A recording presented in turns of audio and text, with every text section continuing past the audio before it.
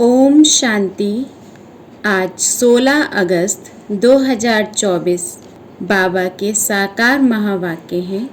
मीठे बच्चे, मैं विदेही बाप तुम देहधारियों को विदेही बनाने के लिए पढ़ाता हूँ।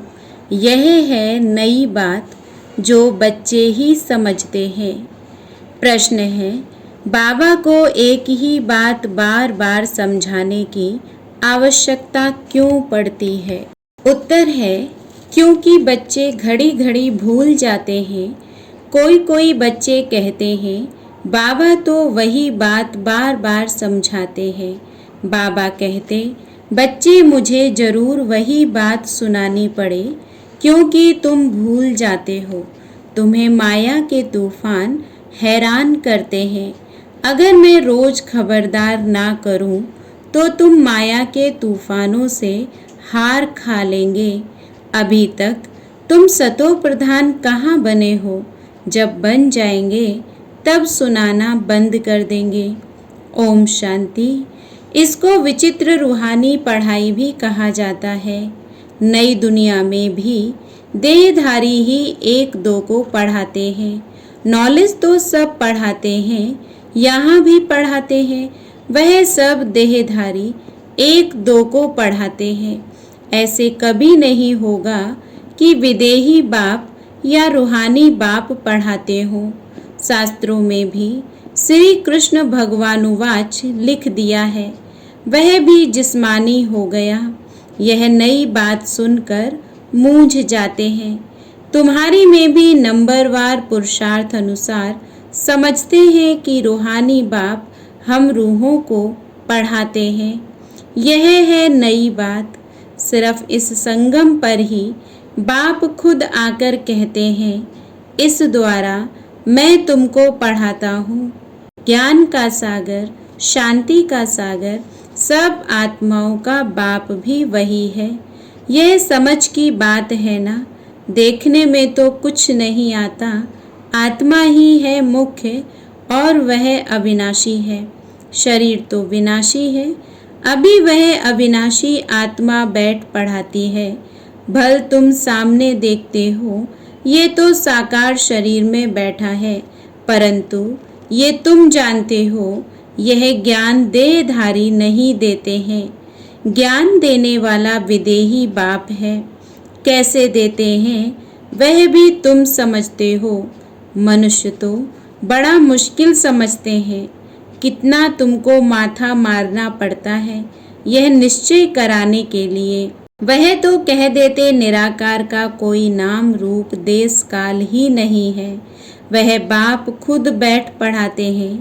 कहते हैं मैं सब आत्माओं का बाप हूँ, जिसको तुम देख नहीं सकते हो, समझते हो वह विदेही है। ज्ञान, आनंद, प्रेम का सागर है। वह कैसे पढ़ाएंगे? बाप खुद समझाते हैं। मैं कैसे आता हूँ, किसका आधार लेता हूँ। मैं कोई गर्भ से जन्म नहीं लेता हूँ।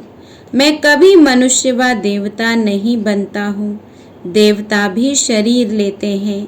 मैं तो सदैव अशरीरी ही रहता हूँ। मेरा ही ड्रामा में यह पार्ट है जो मैं कभी पुनर्जन्म में नहीं आता हूँ। तो ये समझ की बात है ना। देखने में तो आता ही नहीं। वह तो समझते हैं श्री कृष्ण भगवानुवाच भक्ति मार्ग में रथ भी कैसे बैठ बनाया है। बाप कहते हैं, बच्चे तुम मूंझते तो नहीं हो। अगर कुछ नहीं समझते हो तो बाप से आकर समझो। यूं तो बिगर पूछे भी बाप सब कुछ समझाते रहते हैं। तुमको कुछ भी पूछने की दरकार नहीं है। मैं इस पुरुषोत्तम संगम युग पर ही अवतार लेता हूँ। मेरा जन्म भी वंडरफुल है। तुम बच्चों को भी वंडर लगता है। कितना बड़े ते बड़ा इम्तिहान पास कराते हैं। बहुत बड़े ते बड़ा विश्व का मालिक बनाने के लिए पढ़ाते हैं। वंडरफुल बात है ना। हे आत्माओं, हर 5000 वर्ष बाद मैं तुम्हारी सर्विस में आता हूँ। आत्माओं को पढ़ाते हैं ना। कल्प कल्प कल्प के संगम युगे तुम्हारी सेवा में आता हूँ। आधा कल्प तुम पुकारते आए हो, हे बाबा पतित पावन आओ। श्री कृष्ण को कोई पतित पावन नहीं कहते हैं, पतित पावन परमपिता परमात्मा को ही कहते हैं। तो बाबा को भी आना पड़ेगा पतितों को पावन बनाने। इसलिए कहा जाता है अकाल मूरत सत बाबा, अकाल मूरत सत टीचर, अकाल मूरत सतगुरु। सिख लोगों के भी बहुत अच्छे स्लोगन हैं, परंतु उन्हों को ये पता नहीं है कि सतगुरु अकाल मूरत आते कब हैं। यह भी गायन है, मनुष्य से देवता किए करत न लागी वार। कब आकर मनुष्य को देवता बनाते हैं, वही सर्व की सदगति करने वाला है। यह तो पक्का निश्चय होना चाहिए। क्या आकर कहते हैं, सिर्फ कहते हैं मन मना भव, उसका अर्थ भी समझाते हैं और कोई भी अर्थ नहीं समझाते। तुमको सतगुरु अकाल मूरत बैठ समझाते हैं इस देह द्वारा कि अपने को आत्मा समझो। यह तो समझना चाहिए, विश्व का मालिक बनाने के लिए बाप को आना पड़ता है। तुम बच्चों की सेवा में समझाते हैं, हे रूहानी बच्चों, तुम सतो प्रधान थे, फिर तमो प्रधान बने। यह सृष्टि का चक्र फिरता है ना। पावन दुनिया इन देवताओं की ही थी, वह सब कहाँ गए ये किसको भी पता नहीं। मूझे हुए हैं बाप आकर तुमको समझदार बनाते हैं। बच्चे मैं एक ही बार आता हूँ, पावन दुनिया में मैं आऊँ ही क्यों, वहाँ तो काल आ नहीं सकता। बाप तो कालों का काल है, सतयुग में आने की दरकार ही नहीं। वहाँ काल भी नहीं आता तो महाकाल भी नहीं आता। यह आकर सब आत्माओं को ले जाते हैं। खुशी से चलते हो ना? हाँ बाबा, हम खुशी से चलने के लिए तैयार हैं। तब तो आपको बुलाया था कि इस पतित दुनिया से पावन दुनिया में ले चलो, वाया शांति धाम। यह बातें घड़ी घड़ी भूल ना जाओ, परंतु माया दुश्मन खड़ी है, घड़ी घड़ी भुला देती है। मैं मास्टर सर्वशक्तिमान हूँ, तो माया भी शक्तिमान है। वह भी आधा कल्प तुम पर राज्य करती है, भुला देती है। इसलिए रोज रोज बाप को समझाना पड़ता है। रोज सुजाग ना करे तो माया बहुत नुकसान कर दे।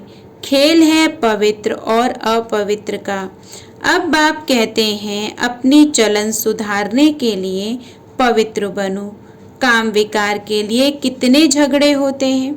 बाप कहते हैं अभी तुमको ज्ञान का तीसरा नेत्र मिला है, तो आत्मा को ही देखो, इन जिस्मानी नेत्रों से देखो ही नहीं। हम सब आत्माएं भाई भाई हैं। विकार कैसे करें? हम अशरीरी आए थे, फिर अशरीरी बनकर जाना है। आत्मा सतो प्रधान आई थी, सतो प्रधान बनकर जाना है स्वीट होम। मुख्य है ही पवित्रता की बात। मनुष्य कहते हैं रोज वही बात समझाते हैं, यह तो ठीक है, परंतु जो समझाया जाता है उस पर चले ना। करने के लिए समझाया जाता है, परंतु कोई चलते थोड़े ही है, तो जरूर रोज रोज समझाना पड़े।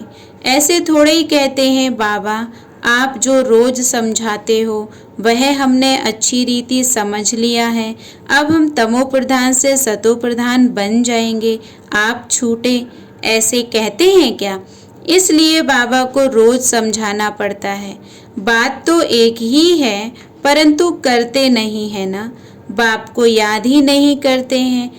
कहते हैं बाबा घड़ी घड़ी भूल जाते हैं। बाप को घड़ी घड़ी कहना पड़ता है याद दिलाने लिए। तुम भी एक दो को यही समझाओ, अपने को आत्मा समझ परमात्मा को याद करो, तो तुम्हारे पाप कट जाएं। और कोई उपाय नहीं। शुरू और अंत में यही बात कहते हैं, याद से ही सतो प्रधान बनना है। खुद ही लिखते हैं बाबा माया के तूफान भुला देते हैं, तो क्या बाप सावधान ना करें, छोड़ दें? बाप जानते हैं नंबरवार पुरुषार्थ अनुसार है। जब तक सतो प्रधान नहीं बने हैं जा नहीं सकते। लड़ाई का भी कनेक्शन है ना, लड़ाई लगेगी ही तब जब तुम नंबरवार पुरुषार्थ अनुसार सतो प्रधान बनेंगे। ज्ञान तो 1 सेकंड का है। बेहद के बाप को पाया, अब उनसे बेहद का सुख तब मिलेगा जब पवित्र बनेंगे। पुरुषार्थ अच्छी रीति करना है। कई तो कुछ भी समझते नहीं हैं। बाप को याद करने का अक्ल भी नहीं आता है। कभी ये पढ़ाई तो पढ़ी नहीं है। सारे चक्र में निराकार बाप से कोई पढ़ा नहीं है। तो यह नई बात है ना। बाप कहते हैं मैं तो हर 5000 वर्ष बाद आता हूँ तुमको सतो प्रधान बनाने। जब तक सतो प्रधान नहीं बने हो तब तक यह पद पा नहीं सकेंगे। जैसे और पढ़ाई में फेल होते हैं वैसे इसमें भी फेल होते हैं। शिव बाबा को याद करने से क्या होगा, कुछ नहीं समझते। बाप है तो जरूर बाप से स्वर्ग का वर्षा मिलना है। बाप एक ही बार समझाते हैं जिससे तुम देवता बनते हो। तुम देवता बनेंगे फिर नंबरवार सब आएंगे पार्ट बजाने। इतनी सब बुढ़ियों आदि की बुद्धि में बातें बैठ ना सकें तो बाप कहते हैं अपने को आत्मा समझ बाप को याद करो। बस वही शिव बाबा सब आत्माओं का बाप है। शरीर का बाप तो हर एक का अपना अपना है। शिव बाबा तो है निराकार। उनको याद करते करते पवित्र बन शरीर छोड़कर फिर बाप के पास जाकर पहुंचना है। बाप समझाते तो बहुत हैं परंतु सब एक रस नहीं समझते हैं। माया भुला देती है। इनको युद्ध कहा जाता है। बाप कितना अच्छी रीति बैठ समझाते हैं, कितनी बातों की स्मृति देते हैं। मुख्य जो भूलें हुई हैं उनकी लिस्ट बनाओ। एक बाप सर्वव्यापी की। भगवान उवाच मैं सर्वव्यापी नहीं हूँ। सर्वव्यापी तो 5 विकार हैं। ये बड़ी भारी भूल है। गीता का भगवान श्री कृष्ण नहीं, परमपिता परमात्मा शिव है। इन भूलों को सुधारो तो देवता बन जाएंगे। परंतु ऐसे कभी कोई बच्चे ने लिखा नहीं है कि ऐसे हमने समझाया कि इन भूतों के कारण ही भारत पावन से पतित बना है। वह भी बताना पड़े। भगवान सर्वव्यापी हो कैसे सकता। भगवान तो एक है जो सुप्रीम बाप, सुप्रीम टीचर, सुप्रीम सतगुरु है। कोई भी देहधारी को सुप्रीम फादर, टीचर, सतगुरु कह नहीं सकते। श्री कृष्ण तो सारी सृष्टि में सबसे ऊंचा है। जब सृष्टि सतो प्रधान होती है तब वह आते हैं फिर सतो में राम, फिर नंबरवार अपने समय पर ही आएंगे। शास्त्रों में दिखाते हैं सबके विकार ले लेकर गला ही काला हो गया, लेकिन अभी समझाते समझाते गला ही सूख जाता है। बात कितनी थोड़ी है परंतु माया कितनी जबरदस्त है। हर एक अपने दिल से पूछे हम ऐसे गुणवान सतो प्रधान बने हैं। बाप समझाते हैं जब तक विनाश नहीं हुआ है तब तक तुम कर्मातीत अवस्था को पा नहीं सकेंगे। भल कितना भी माथा मारो, सारा समय शिव बाबा को बैठ याद करो और कोई बात ही नहीं करो। बस बाबा लड़ाई से पहले मैं कर्मातीत अवस्था को पाकर दिखाऊंगा। ऐसा कोई निकले, ऐसा ड्रामा में तो हो नहीं सकता। पहले नंबर में तो एक ही जाना है। ये भी कहते हैं हमको कितना माथा मारना पड़ता है। माया तो और ही रुस्तम बनकर आती है। बाबा खुद कहते हैं मेरे तो बाजू में एकदम शिव बाबा बैठा है तो भी मैं याद नहीं कर सकता हूँ, भूल जाता हूँ। समझता हूँ मेरे साथ बाबा है, फिर मुझे भी तो याद करना पड़ता है जैसे तुम करते हो। ऐसे नहीं मैं तो साथ हूँ, इसमें ही खुश हो जाना है। नहीं, मुझे भी कहते हैं निरंतर याद करो, साथ वाले तुम रुस्तम हो, तुमको तो और ही जास्ती तूफान आएंगे, नहीं तो बच्चों को कैसे समझा सकेंगे। यह सब तूफान तो तुमसे पास होंगे। मैं उनके इतने नज़दीक बैठे हुए भी कर्मातीत अवस्था को पा नहीं सकता हूँ, तो फिर दूसरा कौन बनेगा। यह मंजिल बहुत ऊंची है। ड्रामा अनुसार सब पुरुषार्थ करते रहते हैं, भल कोई ऐसी कोशिश करके दिखाए। बाबा, हम आपसे पहले कर्मातीत अवस्था को पाकर यह बनकर दिखाते हैं। हो नहीं सकता, यह ड्रामा बना बनाया है। तुमको पुरुषार्थ बहुत करना है। मुख्य सारी बात है कैरेक्टर्स की। देवताओं के कैरेक्टर्स और पतित मनुष्यों के कैरेक्टर्स में कितना फर्क है। तुमको विकारी से निर्विकारी बनाने वाला शिव बाबा है, तो अब पुरुषार्थ कर बाप को याद करना पड़े। भूलो नहीं, बाकी अबलाएं बिचारी परवश हैं, अर्थात रावण के वश हैं, तो क्या कर सकती हैं। तुम हो राम ईश्वर के वश, वह है रावण के वश, तो युद्ध चलती है। बाकी राम और रावण की युद्ध नहीं होती है। बाप तुम बच्चों को भिन्न भिन्न प्रकार से रोज समझाते हैं। मीठे मीठे बच्चों, अपने को सुधारते जाओ। रोज रात को पोता मेल देखो। सारे दिन में कोई आसुरी चलन तो नहीं चली। बगीचे में फूल नंबरवार तो होते ही हैं, दो एक जैसे कभी हो नहीं सकते। सभी आत्माओं को अपना अपना पार्ट मिला हुआ है। हर एक एक्टर्स पार्ट बजाते रहते हैं। बाप भी आकर स्थापना का कार्य करके ही छोड़ते हैं। हर 5000 वर्ष के बाद आकर विश्व का मालिक बना ही देते हैं। बेहद का बाप है ना, तो जरूर नई दुनिया का वर्षा देंगे। अच्छा, मीठे मीठे सिकिलदे बच्चों प्रति माता पिता बाप दादा का याद प्यार और गुड मॉर्निंग। रूहानी बाप की रूहानी बच्चों को नमस्ते। हम रूहानी बच्चों की रूहानी बाप दादा को याद प्यार गुड मॉर्निंग नमस्ते। धारणा के लिए मुख्य सार है। पहली पॉइंट, ज्ञान के तीसरे नेत्र से आत्मा को ही देखना है, जिस्मानी नेत्रों से देखना ही नहीं है। अशरीरी बनने का अभ्यास करना है। दूसरी पॉइंट है, बाप की याद से अपने दैवी कैरेक्टर बनाने हैं। अपने दिल से पूछना है कि हम कहाँ तक गुणवान बने हैं। हमने सारे दिन में आसुरी चलन तो नहीं चली। आज का वरदान है, सदा केयरफुल रहे, माया के रॉयल रूप की छाया से सेफ रहने वाले माया प्रूफ भव।